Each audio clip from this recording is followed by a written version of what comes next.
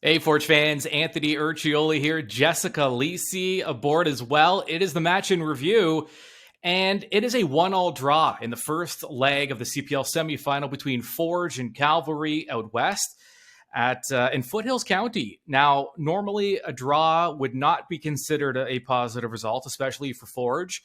But in this case, it is, because we're looking at two legs here. The return leg is back in Hamilton, and it's as if this game just didn't even happen. It's now just one game. It's a one-game playoff at home for Forge for the right to play in the championship. And depending what happens between Ottawa and Pacific, could be hosting a championship game. But first things first, Jess, Forge came out firing. I got to tell you, I was a little...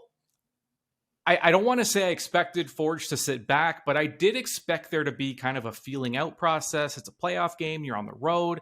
Maybe just a little bit of caution in terms of making mistakes, because a draw would have served Forge well here.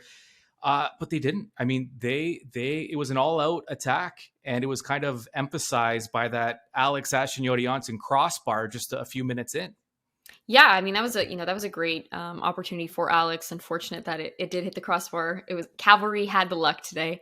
But I think overall, I wouldn't say that it was Forge's best performance. I do think that they have a lot to be proud of. They did have the energy, but I did feel that it was hectic within that first bit. Again, like you said, within that first 5 or so, they did come out, guns blazing. You could really tell they wanted it.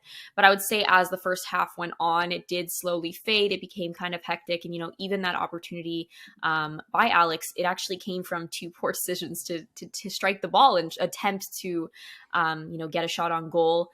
Obviously, Cavalry didn't do very well defending. They continued to let out rebounds. And again, Alex was able to get a shot off. But I did feel that although they were having success within those flank areas and, with those balls in behind, they weren't making the best decisions within that final third to really create great opportunities. So yeah, overall, I wouldn't say that it was their cleanest performance. But like you said, a draw in this case is also great. And I do feel it gives them a slight leg up to come back and play at home. Mm-hmm. Yeah, and so Forge came out with a 4-3-3 formation. Tristan Borges missed the last couple of games. He got into some card trouble. I'm going to try and break down the situation with the cards, because rules have been amended in terms of which cards carry over and how the whole thing works. There's a whole explanation from the Canadian Premier League. I'll read it a little later. Yeah, break it down for us. Hopefully I'll try. But they came out, but Borges played. We saw him play in a kind of in a 10 role near the end of the year as more of an attacking midfielder. This time though, he goes back to the left wing. Pacius in the middle, Chouanier on the right side. And Sissoko, Becker, Hojab Rapport in the middle, and then you had Ashton Morgan, Alex Asheniotti-Johnson, and Malik as the 2 center backs, and then Rama as the right back. But we were talking about the way Forge was. There was some room on the flanks, and Forge it was an interesting approach here, because when the ball was on that left side, Borges wasn't really a winger. He was coming toward the middle, and Ashton Morgan was almost taking over the flank. It's almost like there was a big kind of just a switch with, and then you had not only was Ashton Morgan playing as kind of like a winger, Sissoko was there to support, but Borges kind of drifted into the middle when the ball was on that side. And I think you noticed too, a lot of activity on those wings because there was some space there. Yeah, I think Borges is a great player. You often see him drifting in, as you mentioned. He does come alive in the middle. I've always said that I enjoy watching him play as a 10. I think he adds a lot of flair to the middle of the park. Obviously, again, great player, great quality, so he does bring a lot to the flanks as well. But I do think that with Ashton Morgan going forward, Forge was caught quite a few times where they were able to get caught in that counterattack. And you saw that on the goal. Cavalry was able to get that switch ball over to the side that Ashton Morgan was very pushed forward on. And, it led to a goal. So that is unfortunate. But I do agree that they were taking advantage of the flank space that Cavalry was providing to them. I just, again, think that they didn't do their best job in creating quality chances. And if they did create chances, it wasn't the most clinical approach to finishing them. Yeah, we're going to hear from both sides, because when you mentioned that Forge got caught on that first Cavalry goal, the chess match between these two coaches, between Bobby Smyrniotis and Tommy Wheeldon Jr., continues, because there was a bit of a cat and mouse game going on with the tactics, and we'll talk about that in a second. But you mentioned the goal. It was Klomp Daan Klomp, and the defender who got ahead on it. And it's 1-0 Cavalry in the 42nd minute. Now, here's why it's interesting, because when you look at the stats, and I made sure to write them down. So Cavalry's leading 1-0 at half. The shot attempts are 7-6 in favor of Cavalry. Shots on target are 5-2 in favor of Cavalry. Possession, 66% went to Forge. So Forge did what they wanted to do. They controlled the ball, but Cavalry was also, they're really efficient, and they picked their spots, and they used their counter effectively. Yeah, you did notice quite a few times Cavalry was sitting back. They were almost allowing Forge to get comfortable within their attack and get those numbers forward and catch them on the counter. And again, that's what led to the goal. And, there was a few chances similar to it. But yeah, I would definitely say Cavalry and Forge have that chess match going. But I feel like that's inevitable when you're playing each other so many times. You get to know the strengths and weaknesses of both teams and players that, make up the core of the group. So I just think it's inevitable at this point that it's always going to be a chess match between the two. And we get into the second half now. Cavalry they have to be feeling pretty good about the way that first half went. But Woobens Pacius with the goal, and it was a header, and it was off of a set piece free kick delivery by Kyle Becker in the 47th minute, and Becker ends up with the assist. You could not have had a better delivery than what Becker provided for Pacius. Yeah, no, it was great. It was whipped in and it was perfectly placed. Pacius obviously had that urgency and that aggressiveness to go into it and finish it. It was a great header. But again, without that quality of a delivery, it is really difficult to put that much force behind a cross, like through your header. I mean, that much force behind a header, unless the cross is being whipped in as it was from Becker. Let me ask you, as a striker, in that situation, are you expecting the keeper to come charging out there? And, Carducci, it looked like he may have had a play on the ball, but I don't know if he was playing it cautious, because Forge did have multiple players in the area, and you just didn't know which head it was going to come off of. And he looked a little tentative on that play. Yeah, I mean, most of the time when the ball is that close proximity to the keeper, you are expecting them to come out and challenge it at least. I do think based on how far the ball was from the keeper, I don't know if he would have gotten to it and, actually made a stop or been able to fully clear it. He could have potentially caused, more ruckus within that box and maybe not made it as easy an opportunity for Pacius. But so yes, to answer your question, I would expect the goalkeeper to come out, but at the same time, it is tricky to say 100%. I am not a goalkeeper, but as a striker, I am used to almost being punched in the head in that situation. But again, at the same time, he did play it safe, and it could have potentially worked out in his favor if Becker was not, a whiz behind that ball that he had sent in. So yeah, to answer your question, I do think that he could have potentially come out, and he did play it a little safe, but at the same time, it really just depends. It's hard to say in the moment. His brain was probably trying to process it ahead of time and make the right decision, and he just felt that was the safe way to go. And we didn't get any post-game comments from Carducci, so I guess we'll never know. But we did get comments from Pacius, from Bobby Smyrniotis, and of course Tommy Wheeldon Jr. And Klomp as well from Cavalry, and we'll hear them all. Let's just go through the final stat line here. So Forge did finish with 62% of the possession. Shot attempts 10-9 in favor of Forge. Shots on target, though, 5-3 in favor of Cavalry. Now, they had 5 in the first half. So in the second half, Cavalry didn't get much done. And I wonder if that early goal to start the half almost stuns you a little bit, because at halftime, you're working with a 1-0 lead at home in the first leg of a playoff game. And you have to be thinking, this is exactly what we want. Here's what we're going to do in the second half. But then, boom, you get scored on, and it almost throws that whole halftime game plan out the window, doesn't it? Yeah. But, I think it's interesting because when you have that home field advantage and you have that, let's say, early lead because you're going into half with a lead. It's interesting that Cavalry's response was not to, come out just as fiery as they did after that goal. It seemed like they almost kind of lost their flair and had a lot of frustration, which was interesting. Again, I know it is a frustrating situation. You had the lead and now you don't, and you have to chase it once again. But again, with the home field advantage and having that home crowd behind you, it's just an interesting thing to see that they didn't necessarily step up after being scored on. And again, I know the momentum shifts and Forge is now, riding a high because they just got the latest goal and they're back in the game. But we've spoke about this so many times from where Forge was the team being scored on after having a lead. And we always point out that you cannot, deflate afterwards. You have to keep going. You have to keep bringing that same urgency, because the second you deflate and the momentum shifts, it's very difficult to get back into the match and get back into the swing of things. Yeah, and I mean, Cavalry didn't have a shot on goal in the second half. They didn't even have a corner kick in the second half. So very much it was Forge kind of dictating play. That's your final 1-1. So now we head back to Hamilton on Sunday for the second leg of it's essentially, I mean, that game just didn't even happen. Whoever wins this game, and if it is tied after the 90 minutes, we go to penalty kicks. So that's this weekend. Forge definitely on the front foot heading into the second leg here. Let's check in now with Forge head coach Bobby Smyrniotis and some of his remarks post-match. Yeah, I thought it was a good performance. We've come out in the beginning. We wanted to be the aggressor, even though we're playing away from home. It's part of our DNA as a club, and we've done it. We've hit the crossbar in the beginning there and really put pressure on Cavalry. And, for the most part, we played some excellent football on the pitch. I don't know if it was by design that Cavalry was a little bit deeper in the field. Didn't expect them to play too much on the counter. So, again, I don't know if that was by design or whether it was our play. But, happy with the performance. I think we deserved a little bit more. Tell me about Kyle Becker and what he means to this club in the clutch. Yeah, just excellent. It's a big game today, and he's out there and he's doing what he's been doing here for 4 years in all the big games that he's played for us in the league and in CONCACAF and all the competitions we've been part of. He's a guy we can rely on in these important moments.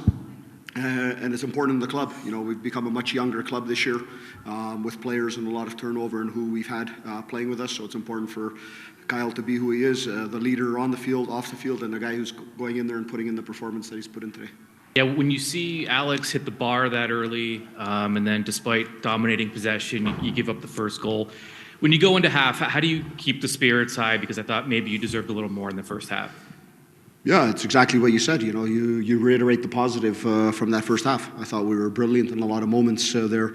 We've gotten into the deep positions that we usually get into. They give us a high percentage of getting chances to the goal, so we just needed to continue that. We'd been here twice before this year and gone down in the match, and we've been able to bring back that score. So we just gave them the same little bit of advice and told them to continue on what we're doing. It's obviously excellent when you can get that tying goal to start the half early on. That settles things a little bit down, because when you look at the playoff games, they're all about details. There's always a little bit of nerves. Everyone is paying attention to the score at all times as the player. So I think that was very good for us, getting that early goal in the second half. And then both teams have had some good chances in the second half, and it's, I think, for the fans here in Calgary, for those back in Hamilton and across the league, they've seen a quality match today. So, Jess, you heard Bobby there talking about the fact that he was surprised that Cavalry sat back as much as they did, especially early on. When you're expecting the home team to dictate play, at least early on, but it was all Forge. Now, it's funny because after the match on One Soccer, Tommy Wheeldon Jr., Cavalry coach, spoke to the panel there, and he mentioned that was part of their game plan. And he said that he knows that Forge, they like to dictate play, they like to dominate play, dominate the ball, possession. And he basically said, we let them do that. If that's what they want to do, that's what we'll do. But what we're going to do is, because they bring so many players forward, we're going to try and catch them and hope, kind of goat them into a mistake. And that's what led to Cavalry's goal. So the sitting back, we say these two teams, these are the two most attacking-minded clubs in the CPL. So to see one in the home side retreat, it was odd to see, but that was all part of the game plan. And the chess match between Tommy Wheeldon Jr. and Bobby Smyrniotis and these two clubs continues. You don't often see the home side in a playoff game sitting back the way Cavalry did. Yeah, no, you definitely don't. But at the same time, it worked for them. Not in the second half. Like we said, they didn't get very much attack. So you did see it kind of crumble underneath them after Forge was able to kind of find their footing and get that goal. But in the first half, they were able to capitalize on their opportunity, and they created a few more opportunities where they did catch, Forge's strength. Let's say Forge has a lot of strength in attacking in numbers. they were able to use that as a weakness against them because of their lack of numbers that were left back. So that's exactly what he said. Yeah, he said Forge's strength can also be their weakness. So it's exactly what you're saying, that there's I mean, well, wow, because I didn't catch the post game, but that's that works for me. Let's just say page. I did. You can coach Cavalry, is what you're saying. But no, I mean, it's a great point, because I do agree. He pointed out that it was their strength and their weakness that they were able to capitalize on. And again, it led to the goal, and it caused a lot of issues for Forge. They did get caught quite a few times, and then they didn't capitalize on their opportunities that they did create in the attack. So we spoke about all this already, but I don't want to repeat myself, but it was their downfall. The fact that they were creating so many opportunities with numbers going forward and were not able to retreat in time. You know who was not surprised that Cavalry sat back was Woobens Pacius. He actually said that he expected it. Maybe Woobens knows something that we don't. But here's the goal scorer, Pacius, after the match. How did it feel to get that goal so quick into the second half? It felt really good. For the team, we're down, but right during the halftime, we knew that we were able to score another goal. Well, to score a goal, and that's what we did at the beginning of the second half. So, again, good stuff, good cross from backs, and again, I'm grateful for that goal. Like I always say, it's God planned, so I'm really grateful for that goal. Did Cavalry surprise you a little bit with how deep they sat today? No. This year we played a lot against a team where they were sitting back, waiting for us to do some mistakes. So we weren't really surprised about that. Of course, when we play against them, usually they play a bit higher on the field, but I don't think it surprised us, and I think we did a good job. I mean, not just your goal, but the delivery from Kyle off that set piece, everything just looked perfect as the ball went in. Yeah, like you said, it's a perfect cross. Everyone knows the quality of backs on the ball, and I knew that if I could put myself in a good position, I knew that the ball could come and I could score. So again, great ball from backs, and I just had to finish that play. So it was a good play. And the result, the draw. Normally, your club would not be happy with the draw, but in this case, it's as if the game never happened, and you only have one game to win at home, and you could potentially even host a final. So maybe just talk about this result and the confidence heading into the second leg. No, I think for us it's a good result from being lead after the first half to come back and to keep the score until the end of the game. I think it's a big result for us, especially away. And now we just have to do the business at home in front of our crowd, and I'm pretty sure that we're going to be able to do that. All right, you heard from the one goal scorer. Let's hear from the other on the Cavalry side of things. Daan Klomp for Cavalry FC post-match. Dan, what does a 1-1 draw mean to this team after the home game? Well, if you look at the match, then I don't think we started that great in the first 5 minutes. I think they had the upper hand, giving away a couple big chances, but making the 1-0 feels very good just before half-time. And then the way we start the second half is not like justifiable. It's very, very hard to make him score the 1-1 1 minute in the second half. So I feel like it's okay going there with a draw. I feel confident going into the next game though. I feel the team there's a good atmosphere around them, so we feel good. Talk about your goal a little bit. Came on the counter. You guys did a pretty good job of the chances to get counters, and the headers were close, and you finally put one in. Yeah, in a league like this where you play each other, in this case Forge 6 times, you know what their game style is. So we know Forge likes to dominate and go up the pitch with a lot of people. So that leaves a lot of gaps in behind. So that's what we try and exploit. And yeah, I know Joe Mason a little bit by now, so I know what Ronnie is going to make. And I saw the space, and I thought, like, why not go for it? Finally, 1-1. Obviously, you're going into Forge's territory. This is going to be one goal, I think, that finishes this whole series. What are your thoughts? Yeah, it's always close games against Forge. I think not many times there's like a 2-goal difference between us. So there's everything to play for, and it's always going to be very tight and probably one of the fiercest duels in the league history. I mentioned that I heard Tommy Wheeldon Jr. post-match on One Soccer. Another thing that he said, which I thought is kind of part of this gamesmanship, is he made kind of a flippant comment about Forge acting as if they won the match, the way they were celebrating afterwards, but it was only a draw. I don't know what they're celebrating about type thing, which, in this context, it's not a win, but it's a positive result for Forge, is I guess the way it's not a win technically, but it is a positive result. But as we've talked about him a lot, here he is himself, Tommy Wheeldon Jr. after the match. I think it's important in a two-legged affair. You don't get, it doesn't get too lopsided too early because it changes the narrative. Now it's just winning in their house. So.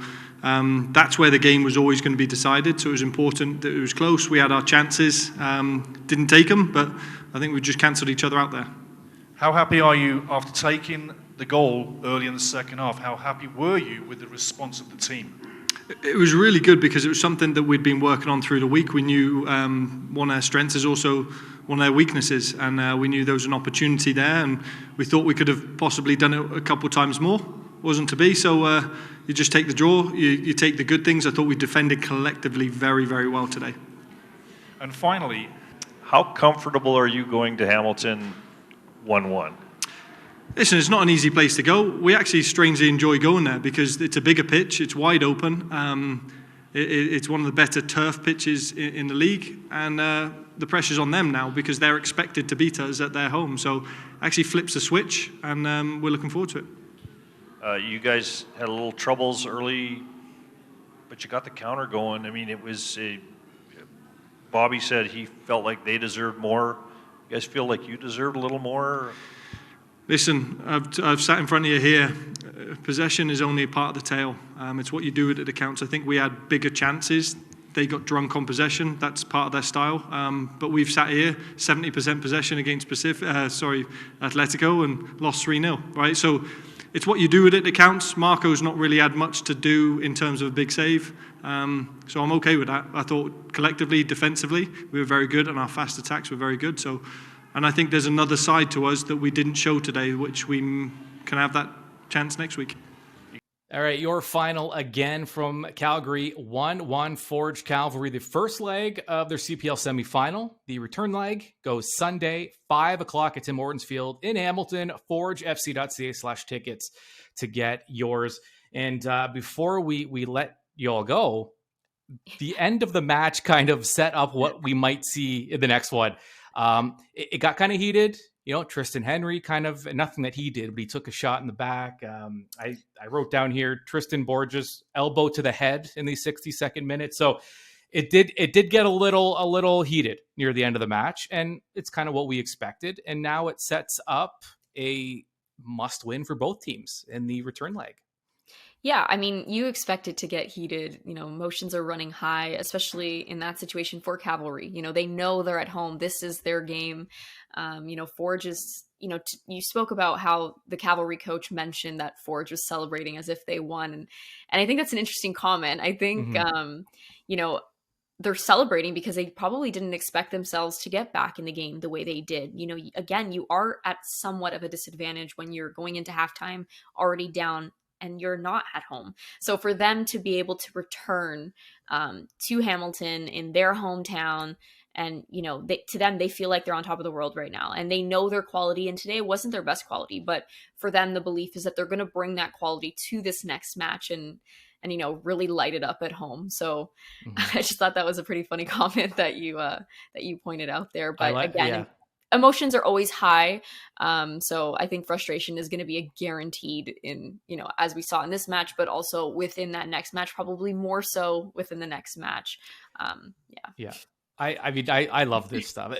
There's a reason the Labor Day Classic in Hamilton between the Argos and the Ticats is what it is. It's because you have this kind of gamesmanship, and there's so many just underlying connections between the clubs, and they played so many times. I mean, these players, they lived in bubbles together during COVID, and it's fun. It's part of the game, and it's good for the supporters because it gets the fans going.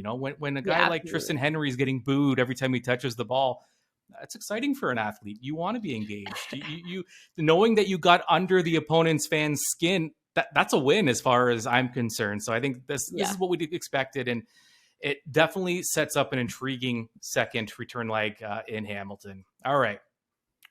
I'm Anthony Urciuoli. And I'm Jess Lisi. Match in review, Forge Cavalry with the draw. We'll talk to you soon.